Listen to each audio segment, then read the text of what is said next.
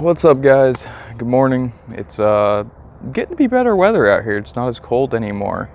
I'm gonna walk around the homestead a little bit and show you guys some stuff. I'm gonna be wearing the sunglasses. I'm staring at the sun at the moment, and yeah, I don't want to go blind. So let's take a look behind me. So we don't normally get this view if you look at our other channel. We normally focus on back there, which is all the fish tanks and ponds. But we're actually out here, which is the gardening area. Well, part of the gardening area. It's actually pretty large. It goes on and around the corner and whatnot. But we normally garden here year round because it doesn't get too cold or normally too hot, except for about 2 weeks out of the year in each part of the extremes. So about 2 weeks in January, it gets too cold. And then about 2 weeks in July, August, it gets too hot. And as you can see here, our potatoes got decimated. These were all potatoes. They did not do so well.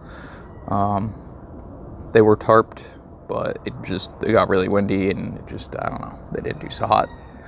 And those are potatoes over there too. Onions seemed to do okay. A bunch of other stuff survived, but we had some casualties of winter, unfortunately. Normally along that fence is tomatoes. And we didn't want that to happen to the tomatoes, which brings us to the topic of the video. So these are actually grow tents. Now, normally you would use these inside, but I have absolutely nowhere I could put these, so they're outside. And 2 of them are being used right now just for storage for fish stuff. This is all like shipping materials. And then just more storage for fish stuff over there. But this one second. I actually open it. It's full of plants, and tomatoes were not just got put in here to avoid the cold. But everything else is doing pretty good. These are actually, everything's on a timer. You can see the lights up there. This is a good chance to actually look at the lights before I turn them on. Otherwise, we won't really be able to see.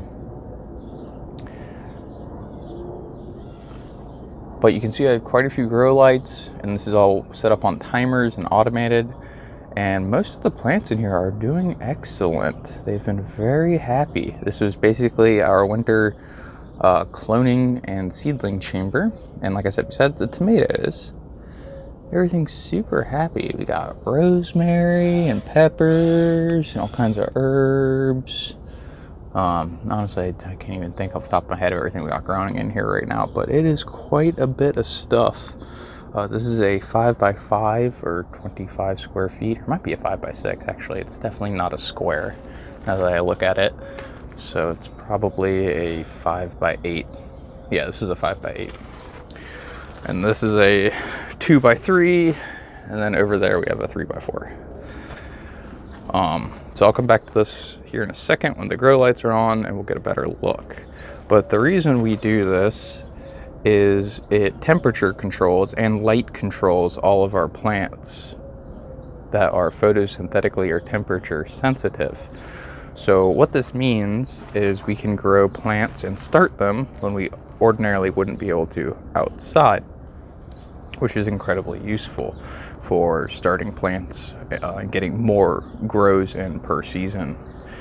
Or just if you want, like you said, we can grow all winter long except for about a week. So we can throw stuff in here for a week and it's good to go. Now that's for temperature plants. Some plants are actually photoreactive or photosensitive. So based on the amount of hours of light per day, changes will occur in the plant physiology and will change how the plant grows and reacts and things like that, maybe if it's fruiting or not. So we can control what season the plant thinks it is via the light time. So that's essentially why we have a bunch of grow tents set up outside in the desert. Now normally these would be inside for even more control, but not really an option. We're out of room. So that's pretty cool. In other news, there's a cat up there. It's my cat. Oh, It's basically a giant jungle gym around here for animals. They love it. You can see they have no problem getting around. Anyways, I got the pond better situated. It's getting there. I'll be making a video of that as well, a detailed video, but it's just taking a little time. This is a multi-day project, as you can kind of see. It's actually been a couple hours and the lights have turned on in the grow tent, so we can check out the plants a little better. But you know, we also have to see what's going on in here real quick. What are you doing in there? She's hanging out? She's in every video, every time, always. Loves the camera. Anyways, let's talk about the grow tent, guys. So these are actually Cree LED lights. They're 2,000 watt lights, which sounds like a lot, and it is. But these actually do not take 2,000 watts of power. That would be insane. But now we can actually see the plants a little bit better. And these all were seedlings or clones that we have raised over the winter when it's been below 30 a lot of the nights outside, which normally would be, they would all die, of course. But because of the grow tent, sheltering them from the cold and incubating them, they've all done pretty good. So it's actually been a couple weeks and I am out here really early. It's currently 5 a.m. Sunlight comes up in about an hour here. So that explains the darkness. But there is a reason for all this. Light, come back on. So I wanted to show how the plants look actually in the grow light and why we use it. Because we are currently only getting about just under 12 hours of light a day, which means that some of our plants do still benefit from a little additional light. And here's kind of what the grow tent looks like at night. So it has been a few weeks since I originally recorded the first footage, so all the plants in here have changed.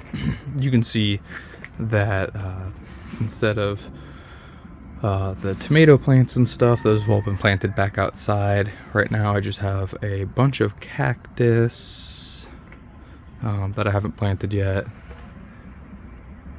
They're all hanging out in here. I have my gardening supplies, and then over here I have more plants that are coming in. So these are all tree clones. These are seedlings and clones. These are apple trees. That's a tomato clone, rosemary clones. And then I have a bunch more rosemary clones up here as well.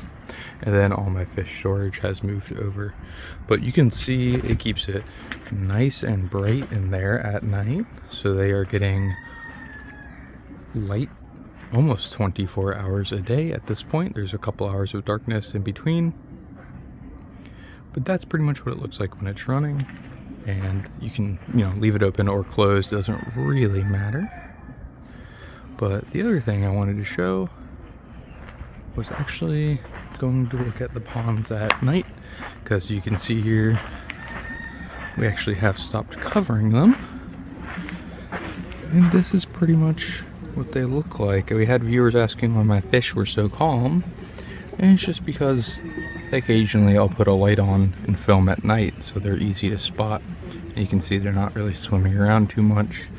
They just kind of hang out a little bit, although they are probably kind of annoyed that I'm shining a light on them at the moment. Just trying to see if they were sleeping in the pearl weed at all. Yep, there, look, there's a couple. Sometimes they use it as a bed.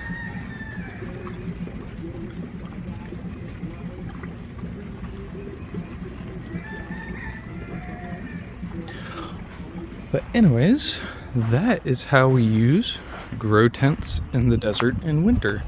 We can seal it up to keep the temperature, to keep it from frosting in there, although that's not necessarily an issue anymore.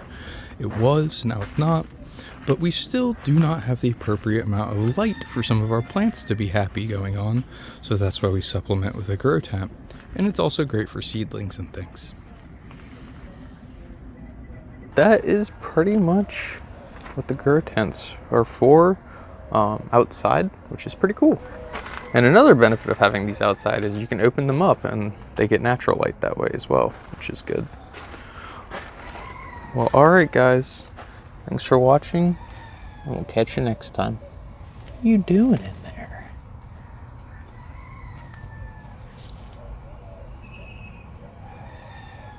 Catting, man. Alright guys, thanks for watching. Catch you next time.